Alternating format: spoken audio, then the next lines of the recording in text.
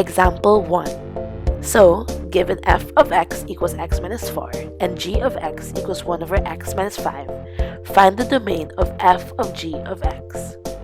First, we must find the domain of the input function, which is g of x equals 1 over x minus 5. Since this is a rational function, we must remember that the first rule of getting the domain is that you cannot divide a number by 0. With this said, the domain of g of x is all numbers except 5. X cannot be equal to 5.